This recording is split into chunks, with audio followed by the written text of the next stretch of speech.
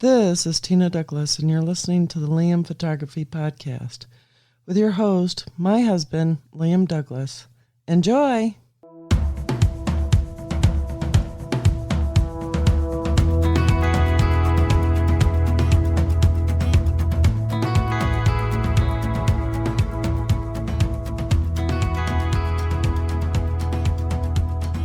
Greetings, everybody, and welcome back to the show. Liam here, and this is episode 479 for the week of November 6th, 2025. And in today's episode, Canon teases a new camera, Ulanzi's waist-level viewfinder, a photographer spends 18 months documenting an LA psychiatric hospital, and more. So let's head on over to our first story for this week from our good friends at Petapixel. Less than 48 hours before its highly anticipated reveal, Canon has shared a fresh teaser image of its upcoming camera. The longtime camera company has stuck with its original teaser tagline, quote, "Elevate your image," end quote. This further solidifies the original expectations that this new SLR-styled mirrorless camera would prioritize still photography features and performance over that of video. However, given that Canon has been serious about implementing high-end video features across nearly all of its cameras since the DSLR era, it is a safe bet that the new camera will also be built with hybrid creators in mind. The original teaser image shared again showed the back of the upcoming camera obscured almost entirely in shadows.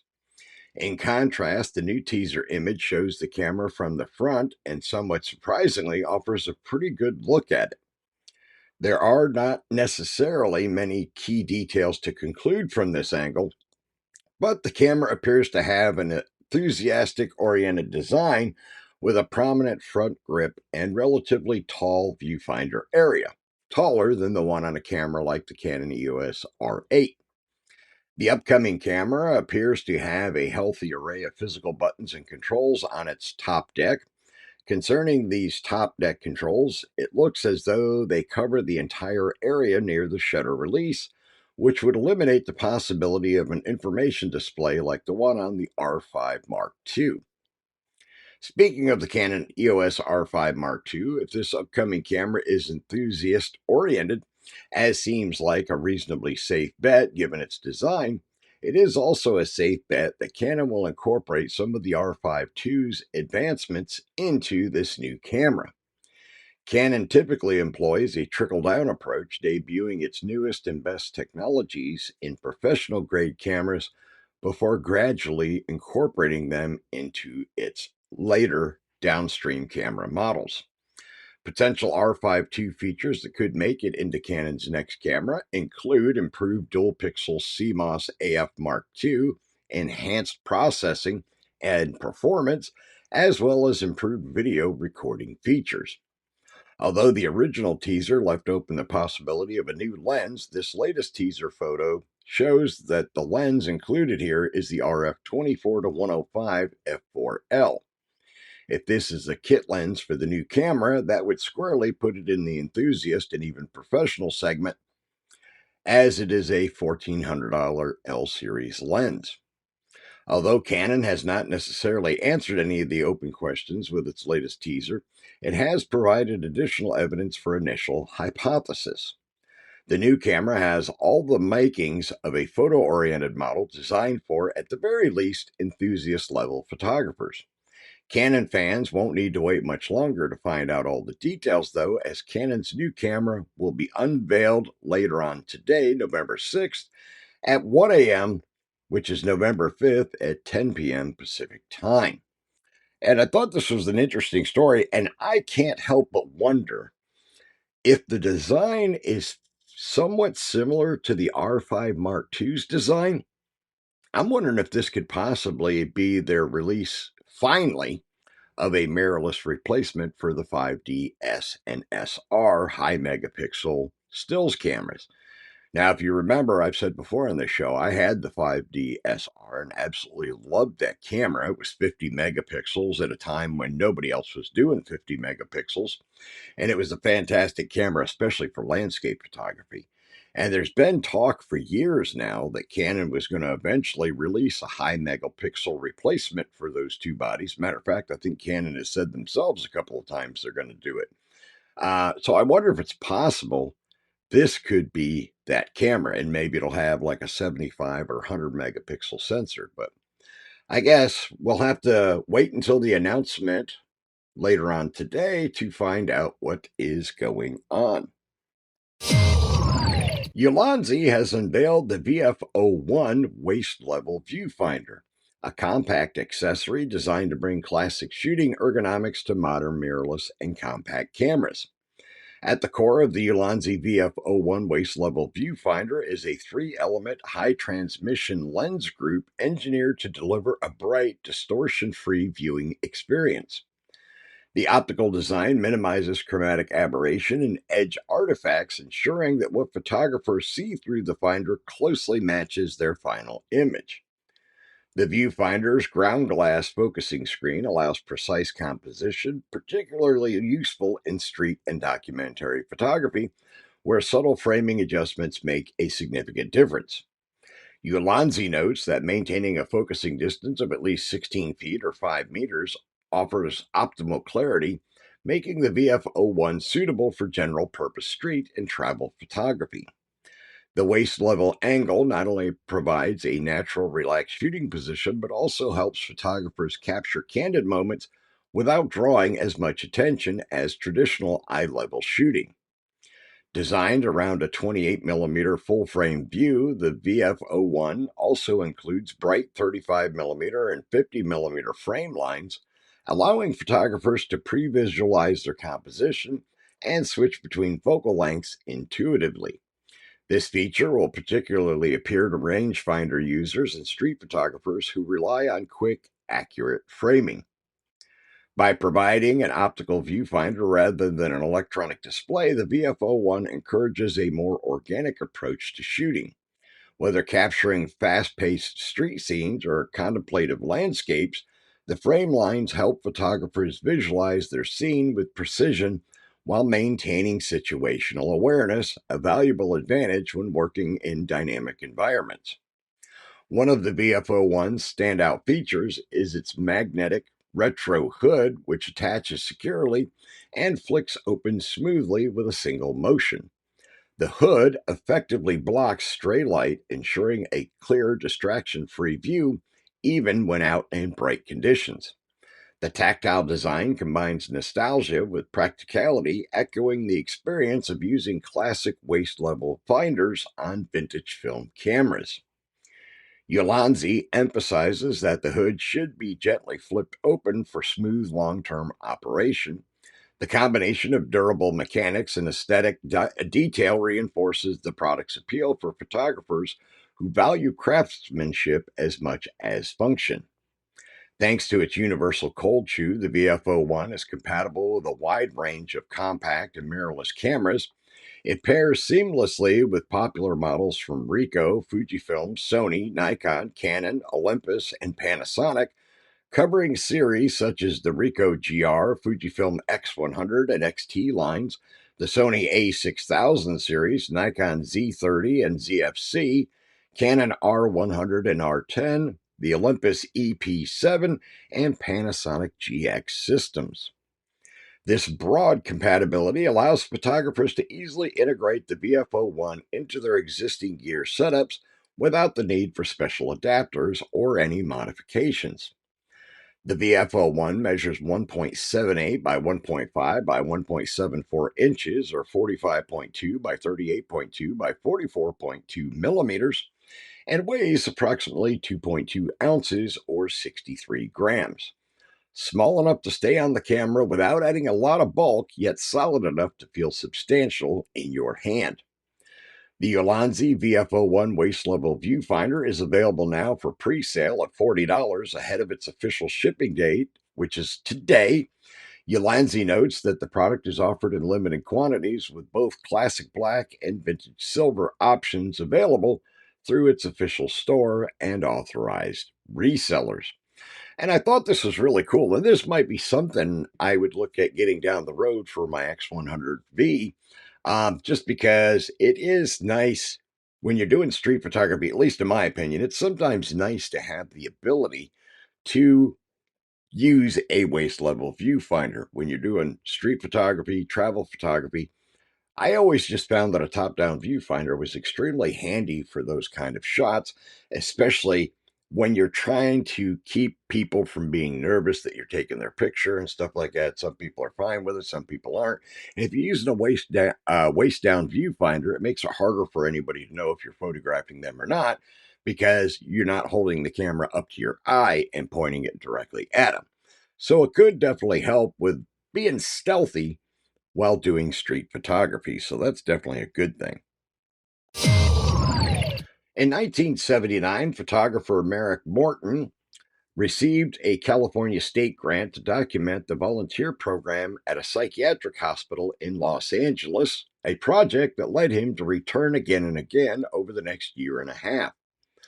Morton's brief was to capture a series of photos that could be used in a slide presentation, a PowerPoint in today's parlance, that could be used to recruit members of the public willing to spend time with the patients for socialization purposes. The facility Morton was assigned was the Metropolitan State Hospital in the city of Norwalk, Los Angeles County, which opened in 1916 and still operates today, although parts of it has fallen into disrepair. Morton tells Petapixel that the project was supposed to be for the period of 3 to 4 weeks, in which time he would photograph patients, staff, and volunteers. But he wound up hanging around for a lot longer. Quote, I was issued a pass key to both chronic and acute locked wards, Morton explains. Quote, I mainly photographed on the weekends when the admin offices were closed. End quote. The photographer says he, quote, became lost in the system and extended his documentation of the hospital to a year and a half without the main office finding out. Quote, they became aware of me on a Sunday when certain staff did not know me and notified the administration, Morton says. Throughout my stay, I became friends with both the staff and certain patients. Morton recently shared the photos on his Instagram page where they received high praise mixed with sadness. Quote, life isn't always a bowl of cherries, writes one person. Morton reflects that, quote, in an odd way, the ward's inpatients and staff became family to him over the course of his 18-month project. Quote, I was allowed to capture pain and joy, often with a sense of humor that flowed within these walls, he adds. Around the same time, Morton visited a groundbreaking documentary called Hurry Tomorrow from 1975, filmed at Norwalk, caused a stir after it depicted patients being overly drugged. But conditions have vastly improved at the Metropolitan State Hospital since that time. Morton is one of LA's finest photographers who, as well as taking stills for motion pictures, has documented the lives of Mexican American mobsters. He also founded Phototeca, which gains access to the LAPD's photo archives. His Instagram page is well worth a follow and checking out his images. And I thought this was a good story to include this week just because I love the idea of him documenting a psychiatric hospital. Just because I'm a huge documentary style photographer, I love anything documentary, and I think it definitely would be an interesting project. I would have loved to have done something like this at one time myself. I always wanted to gain access to the facility in Milledgeville, Georgia, and do the same thing, but I wasn't sure who I needed to contact about that. I tried to dig into it a couple of times, but ran into some roadblocks and, to be honest, just ended up giving up. But it would have been a lot of interesting time to spend there photographing the patients, the staff, the volunteers, all of that good stuff. Would have definitely been a enjoyable experience for me, I think. Sad and enjoyable. From 2006 to 2023, photographer Claire Beckett embedded herself on military bases in the United States to capture elaborate training camps that simulated war zones in Iraq and Afghanistan. Using a 4x5 analog large format camera, Beckett focused on the depictions of Arabs and Muslims played by U.S. combat veterans who dressed up as insurgency fighters from the Middle East to help train American soldiers going into battle. Beckett's new book, Defense Language, shows costume role players, elaborate Hollywood inspired sets, and staged tableaus on military bases across the United States. Quote, this project, I look at the way Americans such as myself interact with other cultures, Beckett says. Quote, the photographs draw attention to the problematic depiction of cultural others in these trainings, challenging the implicit assumption of American cultural superiority. The military would draft in immigrants from Iraq and Afghanistan to make the training look and feel realistic. Local American civilians were hired to populate the artificial villages. Beckett's photographs include a combination of formal portraits, landscapes depicting makeshift constructed buildings, and more informal images of the figures interacting within the training scenarios. The photographs were made at Fort Drum, New York, Fort Irwin, California, Fort Jackson, South Carolina, Fort Polk, Louisiana, the Marine Corps Air Ground Combat Center, 29 Palms, California, and the Marine Corps Mountain Warfare Training Center in California. The book also features ethereal printed materials used by American soldiers and Marines deployed to Iraq and Afghanistan, including fold out pocket guides, language training books, and historical documents relating to Arabs and Muslim people. Quote, as a young adult post 9/11, I worked as a Peace Corps volunteer in Benin, West Africa. Through this experience, I learned to see myself as an American and to take ownership of my power in a global context, Beckett says. Quote, this experience forced me to confront the disproportionately large influence that we have as Americans and how our actions or inactions impact the lives of people worldwide. Defense Language by Claire Beckett is published by Gost Books. And I wanted to include this story this week because, as someone who was in the Army for 10 years and have gone through somewhat similar training scenarios here in the U.S. before deploying to the Middle East for the first Gulf War, I thought it was a good subject to share with my listeners this week. Now, I highly recommend that you go to the original article on Petapixel and check out some of the beautiful images that she captured while she was working on this project.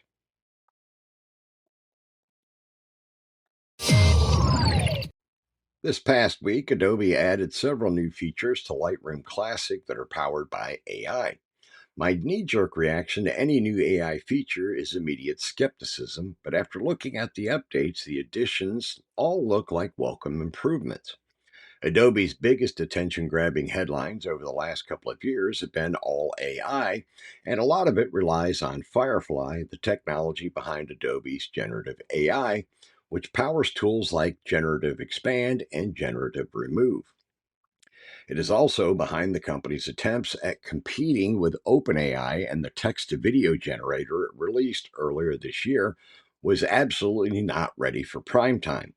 Adobe has recently changed its tune and gone from focusing entirely on its in house AI to opening the doors to a wide variety to be used. Quote, every generative AI model has a distinct aesthetic, and we want to give users more choice and flexibility, especially during the concept phase, to use the right model for their project needs, Adobe said of the decision. Quote, whether you need the impeccable quality and commercial safety of Adobe's models or the unique capabilities and aesthetic styles of non Adobe models, you can effortlessly compare outputs to find the ideal style for your creative needs. Maybe this decision had another side effect of freeing up internal resources because the new features in Lightroom Classic feel like a return to form for Adobe. Firstly, the AI culling feature, which was teased earlier this year, feels like a major boon for wedding and event photographers. Culling is and has been one of the most unpleasant aspects of the job. So much so that multiple businesses and products have popped up over the years that attempt to specifically address this pain point. The problem there is the addition or the added cost, as each new hardware or software tool adds to the cost of the base software. It always made more sense for this to be a built in feature. The AI culling tool is still in early access, so don't expect it to immediately outperform third party plugins that have lived in the space for years, but it's still great to see some way of making culling less of a time sink added to the base software. Similarly, a new AI powered dust removal feature has been added, which will help reduce or eliminate another tedious editing task. I would be remiss if I didn't point out that Adobe recently dramatically improved its AI powered remove tools inside of Photoshop. Previously, the best way to use Adobe's generative tools to remove an object was to tell Firefly via the prompt box that was what you wanted it to do. This is a hotly debated topic, as I received instructions from Adobe that both leaving that box blank and specifically telling it remove were best practice at two distinctly different points in time. But in the last few weeks, a new button appeared on that taskbar, remove. I now no longer have to guess what method will provide me with the best result. I have an easy button that just does it. An added benefit, it works very well. Another AI powered tool that got better recently is the selection tool. It does require an internet connection, but sending the process to the cloud for object and subject selection has gotten extremely good. Using a mix of masks and Adobe Camera Raw and the new selection and removal tools has made it significantly easier for me to produce high quality work faster than ever. These are simple changes that don't lean too hard into fully generating visuals with AI, but instead are designed to address very specific pain points in workflow and smooth them out. That's what AI additions to creative software should do. Generally speaking, Adobe does not sit in the good graces of the vocal photography community. Its pricing model has really rubbed a lot of photographers the wrong way, but there are times when that cost of entry appears to be paying off. These updates to Lightroom are legitimately useful and will make photographers' lives easier and meaningfully better. This is the kind of AI we need to see more of, and Adobe deserves praise for getting this right.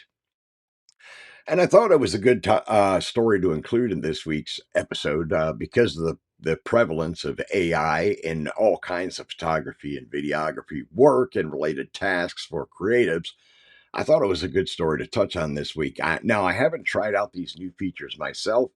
I did unfortunately re-sign up for the Adobe photography plan a few months ago because I was doing some real estate work for a realtor, and the developer of the home. It was an empty, brand new home, and he wanted artificially generated appliances, fall fitting specific looks and aesthetics and all that stuff put in. And the only way I could do that reasonably easy was by using Adobe's uh, AI generation for objects and stuff like that. Plus, it did come in handy as well for AI removal of like masking tape when things were taped off in the house and so on and so forth, like shower doors and all that good stuff. According to a consistently reliable Apple insider, Apple is preparing to compete in the highly competitive low cost laptop market by leveraging its iPhone and iPad oriented A series chips in a compact notebook. Bloomberg's Mark Gurman claims that Apple is actively developing a budget friendly Mac laptop to compete against entry level Windows PCs and Chromebooks. The new device will be aimed primarily at students, businesses, and casual users who do light work tasks such as browsing the web, working on documents, and basic media editing. Quote, code name J700, the machine is currently in active testing at Apple and in early production with overseas suppliers, Gurman writes. Quote, the Cupertino, California based company plans to launch it in the first half of next year, said the people who asked not to be identified because the product has not yet been announced. Although Apple has long offered budget friendly products across its lineup, its Mac computers have typically prioritized performance and premium designs, which necessitate higher price points. Apple's current most affordable MacBook is the 13-inch MacBook Air with M4, which starts at $999. The most affordable Mac is the Mac Mini, starting at $599 without a display or any accessories. Gurman believes the anticipated low-cost Mac laptop will sell for well under $1,000 as Apple will rely on cost-effective hardware across the board, including an iPhone processor and lower-end LCD display. Speaking of the screen, Gurman says it will be smaller than the 13.6-inch display on the MacBook Air, although only, quote, slightly. Now, if the rumors are true, this would mark the first time Apple has ever put an iPhone processor into a Mac. However, iPhone chips have generally worked well in iPad tablets, even though the iPad Pro transitioned to Apple's M series computer chips for recent models. As for why Apple might use an A series iPhone chip rather than just using older M series chips in a lower cost Mac, it stands to reason that Apple would prefer to make more of the current A series chips than to dedicate manufacturing efforts to restarting older M series production. The company is also committed to AI, which was not as heavy of a focus when designing the initial M series chips. Quote, a much cheaper Mac that maintains Apple's design and works smoothly with the company's other products could spur a new wave of Mac adoption, particularly in the US, where the iPhone dominates, Gurman speculates, noting that Apple's overall computer market share trails behind three companies, Lenovo, HP, and Dell, which all make low cost laptops.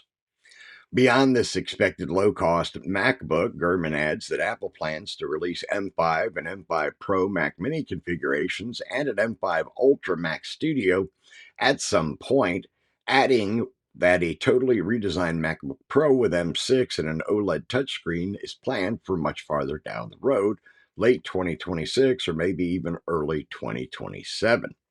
Apple will debut two new external Mac displays as well, the analyst adds. And I thought the tail end of this story was interesting, where he claims that Apple is looking at releasing a MacBook Pro with the M6 processor and an OLED touchscreen. That's intriguing because one of the things a lot of people have always wanted in a Mac computer is a touchscreen or touchscreen capabilities like they have with their iPads. And I think it'd be interesting if Apple does really do that. Needless to say, it would also be extremely interesting if Apple is going to finally release a more budget friendly MacBook to compete better in that low cost laptop segment of the market. So, it'll be definitely be intriguing to see if they do it and how successful it is. I think they're going to do it because it's been rumored for quite a while now. So I think it is something that Apple's definitely actively working on and will hopefully release in the first part of 2026. DZO Film unveiled the Arla's 18mm T1.4 FFVB Prime Cine lens, marking the 11th and final addition to the company's full-frame Arla Cine series. With its ultra-wide focal length and refined optical design, the 18mm T1.4 offers a unique balance between technical precision and cinematic character. As initially reported by Cine D, the Arla series is designed for large format cameras and compatible with PL and EF mounts, with the new 18mm lens completing a lineup that has steadily grown since its debut in mid 2024.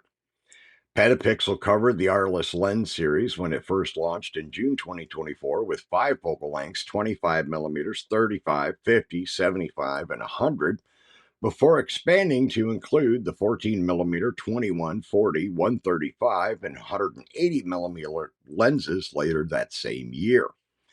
The addition of the 18mm T1.4 fills a gap between the 14mm and the 21mm models, creating a comprehensive 11 lens set that covers a broad range of cinematic needs. DZO Film has positioned the Arla's range as a professional alternative to its earlier Vespid lineup, favoring a cleaner, more neutral optical style. Each lens maintains a consistent mechanical design, including 0.8 MOD focus and iris gears aligned across the range for seamless lens swaps on set. The 18mm T1.4 continues this tradition, offering a unified user experience for cinematographers who demand both visual consistency and operational efficiency. The Arles 18mm T1.4 FFBV Prime Cine lens covers a 46.5mm image circle, making it compatible with full frame and VistaVision cinema cameras. This ensures the lens is well suited to large format workflows, offering future ready flexibility as production standards evolve. Its optical construction with 15 elements and 13 groups includes 2 large diameter spherical elements, 5 extra low dispersion fluoride grade elements, and 3 high refractive index elements. Together, these components promise to deliver high resolution, minimal chromatic aberration, and precise correction of wide angle distortion and astigmatism. With its fast T1.4 aperture, the lens should perform well in low light, producing images with natural depth and rich tonal transitions. The 16-blade iris contributes to smooth circular bokeh and the soft, painterly aesthetic for which the Arles series is known. Even wide open, the 18mm delivers a subtle cinematic rendering with controlled flare and minimal ghosting thanks to its multi-layer nano coating. DZO Films engineers designed the Arles 18mm with floating optical groups to maintain image consistency and minimize focus breathing during rack focus. The lens's 270-degree focus rotation allows precise, repeatable adjustments critical for professional cinematography work. The resulting image character combines technical accuracy with a touch of visual softness, a look that often is described as painterly. This aesthetic makes the Arles series a popular choice for narrative filmmaking, commercials, and any project seeking to blend realism with expressive visual texture. Like the rest of the series, the Arles 18mm T1.4 features a robust aluminum alloy body with a 95mm front outer diameter. While most lenses in the series offer an 86mm front filter thread, the 18 and the 14mm models omit the thread to prevent vignetting and preserve optical performance. Physically, the lens maintains the same dimensions as other Arles primes, 4.76 inches or 121 millimeters in length for the PL version, and 5.08 or 129 millimeters for the EF and LPL mounts. Streamlining its use in multi-lens production, dual focus scales in both feet and meters ensure ease of operation across global markets. The mouse system is also interchangeable, allowing users to switch between PL and EF configurations without tools, broadening compatibility across cinema and mirrorless ecosystems. With this release, DZO Films' Arles series now forms one of the most complete families of fast, ultra-wide, full-frame cine lenses on the market, promising to offer filmmakers a unified optical system that balances technical refinement with expressive character. And I thought this was really great that they released this new 18mm lens. I know the Arles series of lenses have been extremely popular with cinematographers, and quite a few of them were asking about an 18mm option. So it looks like DZO Film is definitely listening to their customers, and that is always a positive thing. Remember to check out the Liam Photography Podcast Facebook group. It is a private group, and you must answer a security question to join, which is the name of the host of the show, myself, Liam. And I've also opened it up to allow you to give the name of a previous guest on the show to show that you're a listener. Once you are in the group, you are free to post your own original work. Additionally, I am the admin of the Fujifilm GFX 50R group, which is the largest group for the 50R on Facebook. If you own or plan to own the 50R, you can request to join that group. You can find my work at liamphotography.net and follow me on Instagram, Facebook, and Twitter at liamphotoatl. If you like abandoned buildings and history, you can find my project at forgottenpiecesofgeorgia.com. All right, that is going to wrap up all the stories for episode 479 of the Liam Photography Podcast. I want to thank all of my listeners once again for subscribing, rating, and reviewing us in Apple Podcasts and anywhere else you might be getting your podcast. If you're not currently a subscriber, why not? It doesn't cost you anything but a second of your time to smash that subscribe button. So go ahead and do it now, please. And also share the show out on social media and elsewhere, and get your photography friends to give it a listen and to subscribe. Now, I also wanted to remind my listeners to stop by the Liam Photography YouTube channel, subscribe to the channel, turn on all the notifications, watch my latest videos, and make sure you give them a like. And hey, feel free to throw in a comment. I love to hear from the audience, and I try to respond to all the comments that come in. You can also comment in the Facebook group for the podcast on Facebook. So you have two options where you can leave me a comment, let me know something you'd like to have covered in the future, a guest you'd like to see if I can get on the show or something of that nature. And also remember, when you stop by either the podcast website or the YouTube channel, make sure you get your entry in for my 50,000 subscriber plus giveaway for the YouTube channel. Enter for your chance to win a Platypod Delta flat tripod. Those things are absolutely fantastic. And you don't have to take my word for it. You can also check out Susie Pratt at Gemini Connect. She has a video she recently posted of the redesign of her YouTubing office space. And you can see her platypod gear front and center. And she talks about it a bit and how much she loves it. All right, that's it for today, folks. I will see you all again next Thursday.